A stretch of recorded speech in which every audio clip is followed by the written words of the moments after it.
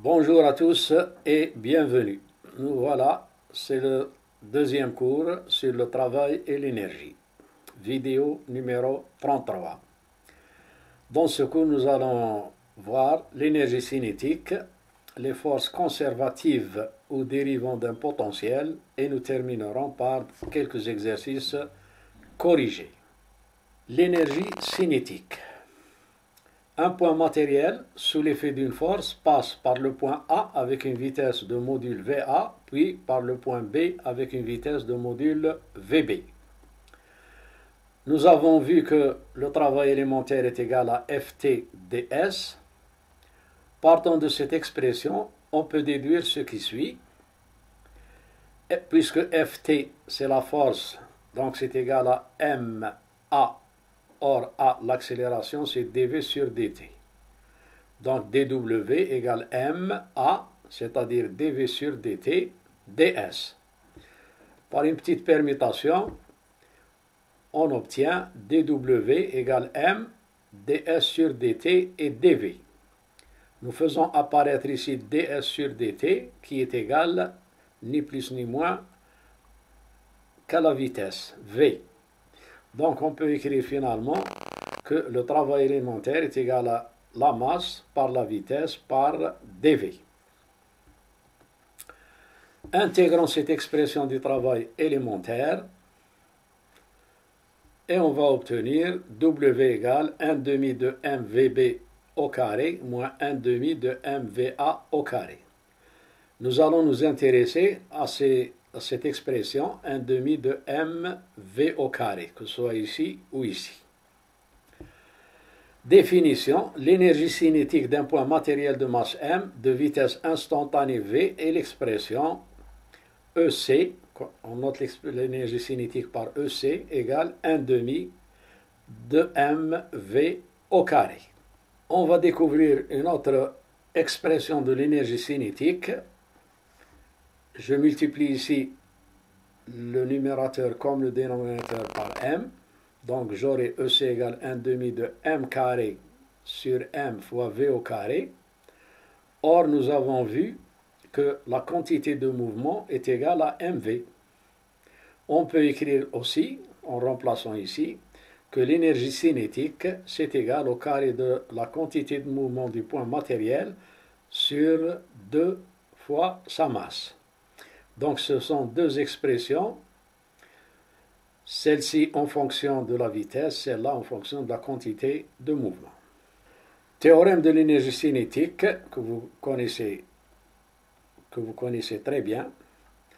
Son énoncé, la variation de l'énergie cinétique, donc je dis bien la variation de l'énergie cinétique d'un point matériel entre deux instants, est égale au travail de la résultante de toutes les forces qui lui sont appliquées entre ces deux instants.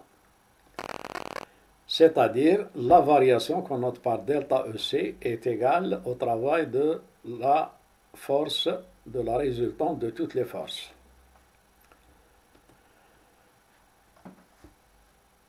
Donc le travail, c'est égal à la variation de l'énergie cinétique, c'est équivalent aussi à la somme des travaux de toutes les forces égale la variation de l'énergie cinétique. Ça, c'est un théorème que vous connaissez très bien. Passons maintenant à cet exercice. Un corps lancé verticalement vers le haut avec une vitesse initiale V0. Il atteint la hauteur h en dessous de la surface de la Terre. Exprimez cette vitesse V0 en fonction de h, du rayon terrestre et de l'accélération de la pesanteur terrestre G0, c'est-à-dire au niveau de la surface de la Terre. Voilà l'énoncé en arabe et je rappelle que tous ces cours en langue française sont disponibles aussi en langue arabe. Le corrigé de cet exercice, voilà, je représente ici la Terre avec son rayon R, l'axe OZ dirigé vers le haut, et le point matériel, à un certain moment, il est là, il est en cette position. Il a été lancé avec la vitesse initiale V0 vers le haut. La seule force qui agit sur le corps en cette position et son poids P. Donc il va atteindre la hauteur Z comptée à partir du centre de la Terre. À la surface de la Terre, nous avons déjà vu dans le cours de dynamique que P0 égale mg0, c'est égal à G qui est la constante universelle, d'attraction universelle. Petit m, c'est la masse du corps. Mt, c'est la masse de la Terre. Et R, le rayon de celle-là. À la distance Z du centre de la Terre, G varie. Donc on aura P égale mg. C'est égal à G mmt. Mais ici, c'est sur Z au carré. Puisque maintenant, la hauteur, c'est tout ça. Comptez à partir du centre de la Terre. Divisons les deux équations membre à membre, c'est-à-dire celle-là sur celle-là, P sur P0, ce qui nous donne G égale G0 R carré sur Z au carré. Vectoriellement, G en ce point-là est égal à moins G fois K, puisque K, c'est le vecteur unitaire de l'axe OZ. Le moins parce que G est de sens contraire à K. D'après le théorème de l'énergie cinétique, nous savons que le travail de toutes les forces de la résultante est égal à la variation de l'énergie cinétique. Ici, nous n'avons qu'une seule force. La variation de cette énergie cinétique entre ce point-là et ce point-là, ici, la vitesse c'est V0, ici c'est V. Donc, la variation de l'énergie cinétique, c'est l'énergie cinétique finale, 1 demi de mv carré, moins l'énergie cinétique initiale, moins 1 demi de mv0 au carré. Ce qui nous permet d'écrire le travail du poids P de cette position à cette position est égal à l'intégrale de P dz. dz étant le déplacement élémentaire vertical. Bien sûr, entre R, entre ce point-là et ce point-là. C'est égal à l'intégrale de mg dz. Le corps atteint sa hauteur maximale quand V est égal à 0. Donc si le corps atteint ce point-là et que sa vitesse est arrivée à s'annuler, ça veut dire qu'il a atteint sa hauteur maximale. Ce qui veut dire que l'énergie cinétique finale, c'est égal à 0, moins l'énergie cinétique initiale, c'est égal à m intégrale de moins g0, r carré sur z au carré dz. Moins g parce que c'est dirigé vers le bas et z c'est dirigé vers le haut. Z, ici, c'est égal à R plus H.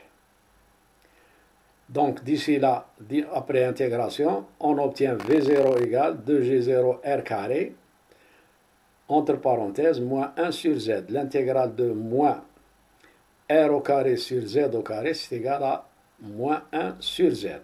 Bien sûr, entre R et R plus H.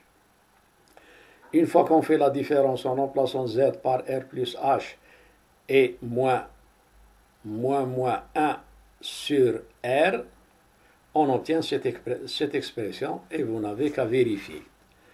Avons-nous répondu à la question? Exprimer V0 en fonction de H, du rayon terrestre et de l'accélération de la pesanteur terrestre G0. Donc, nous avons bien répondu à cette question. Passons maintenant aux forces conservatives ou dérivant d'un potentiel. Définition. On dit d'une force qu'elle est conservative ou conservatrice ou dérivant d'un potentiel, tout ça c'est synonyme, si son travail est indépendant du chemin suivi, quel que soit le déplacement probable entre le point de départ et le point d'arrivée. Je schématise ça par cette figure. Donc supposons qu'un point se déplace du point A au point B suivant soit ce chemin direct entre A et B, soit ce chemin courbé là. Donc si et seulement si le travail ne dépend pas de ces chemins-là, on dit qu'il est indépendant du chemin suivi, c'est-à-dire que la force est conservative ou conservatrice ou dérivant d'un potentiel. Donc, si les trois travaux ici sont égaux, après avoir fait le calcul, si ces travaux sont égaux, ça veut dire que la force est conservative. Maintenant, si la trajectoire C est fermée, voilà, donc le point de départ est confondu avec le point d'arrivée. Donc, on a une courbe fermée. Quelle que soit cette courbe, que ce soit cette courbe, suivez bien le curseur, cette courbe, ça c'est le premier trajet, ça c'est une autre probabilité, ou bien directement de l'extérieur de A à B. Donc si la courbe est fermée, quelle que soit cette courbe, le travail est égal à l'intégrale circulaire FDR égale 0, ça veut dire que W égale, le travail est égal à 0. Exemple du poids. Dans un système de coordonnées cartésiennes où OZ est la verticale orientée vers le haut, comme ici, nous avons P égale F, c'est la seule force, et c'est égal à moins mgk. Regardez, observez bien le moins, parce que P est de sens contraire à K. Donc il y a ici le moins. En utilisant l'expression du déplacement élémentaire en coordonnées cartésiennes, on peut écrire dr égale dzk. Les autres termes sont nuls puisque nous n'avons pas dx, nous n'avons pas dy. On peut en déduire que le travail élémentaire, c'est égal à moins mgz.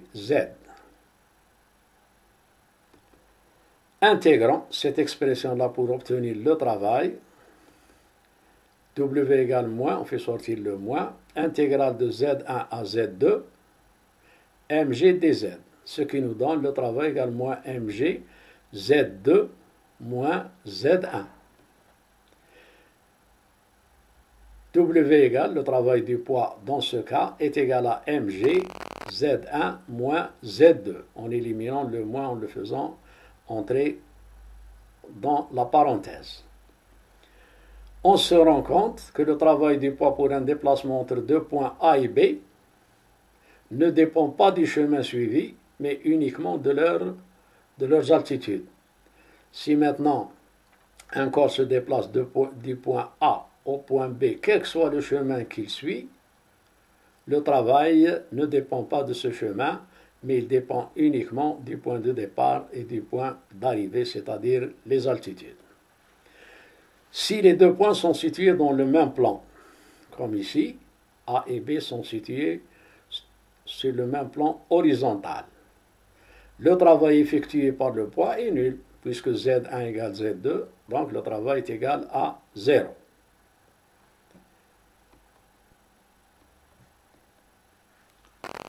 Un deuxième exercice, la force F égale x au carré moins y au carré i plus 3xy. Cette force a deux composantes. Peut aller du point de coordonnées 0, 0 au point B de coordonnées 2, 4.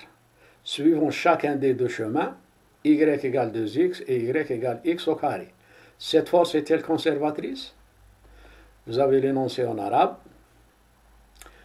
Alors, il faut bien comprendre l'énoncé. La question, c'est de savoir si la force est conservatrice ou non. On a cette force qui suit deux chemins différents. Donc, on doit calculer les deux travaux. Si on trouve que les deux travaux sont égaux, ça veut dire que la force est conservatrice. Si les deux travaux sont différents, la force n'est pas conservatrice. Corriger. Donc, suivant le premier chemin, c'est-à-dire pour y égale 2x et y égale 2x, c'est une droite. Donc le premier chemin, c'est une droite. Pour calculer le travail, on applique la formule générale, W égale l'intégrale de FDR, c'est égal à fx dx plus fy dy, bien sûr l'intégrale de cette expression-là. Suivant le deuxième chemin, on a y égale x au carré. Ça, c'est l'équation d'une parabole. Donc ici, le chemin est parabolique. On doit calculer là aussi le travail en utilisant la même formule. Donc revenons au premier cas. On a y égale 2x. Donc si on remplace y ici par 2x, on trouve f égale moins 3x au carré plus 6x au carré j, ici i. dy, différentiel de y, c'est égal à 2dx. dr, c'est égal à dxi plus dyj, c'est-à-dire dr égale dxi plus dy qui est égal à 2dxj. Il suffit maintenant d'intégrer, donc le travail est égal à fx dx plus fy dy, c'est-à-dire après avoir remplacé dy par 2x, donc nous aurons moins 3x au carré i, plus 3x, y c'est 2x, et on multiplie encore par dy qui est égal à 2x. On doit trouver 12x au carré. L'intégrale de cette expression nous donne 3x à la puissance 3, de 0 à 2. Résultat final, application numérique, le travail est égal à 24 joules. Allons-nous trouver 24 joules pour le deuxième cas? On va voir, on va le savoir tout de suite. Maintenant, on a y égale x au carré. Et f, c'est égal à x au carré moins x à la puissance 4. Une fois qu'on remplace y ici par x au carré. Plus 3x à la puissance 3. Là aussi, on remplace y par x au carré. Donc, 3x fois x au carré. Ça nous donne 3x à la puissance 3, j. dy maintenant, la différentielle de 7 de y égale x au carré, c'est 2x dx. Et dr, c'est égal à dx, i, plus dy, j, dxi, i, plus 2x, dx, j. Le travail maintenant, toujours fx dx plus fy dy, on va l'intégrer. Mais avant, il faut remplacer. On a x carré moins y au carré, c'est-à-dire moins x à la puissance 4, dx, plus 3xy, 3x fois x au carré, c'est 6x à la puissance 4, dx. L'intégrale de cette expression nous donne x à la puissance 5 plus 1 tiers x à la puissance 3 entre 0 et 2. Application numérique, W est égal à 34,6 joules. Les deux travaux ne sont pas égaux, donc la force n'est pas conservatrice. Et voilà, sur ce je vous quitte, je vous donne rendez-vous au prochain cours, troisième cours sur le travail et l'énergie, où nous verrons, ce sera la vidéo numéro 34, l'énergie potentielle et l'expression du champ de force conservative à partir de l'énergie potentielle dont il dérive. Donc on va continuer sur les forces conservatives. Et on terminera par quelques exercices avec solution. D'ici là, je vous souhaite bonne chance et n'oubliez pas de vous abonner à cette chaîne si ces cours vous intéressent. Salut!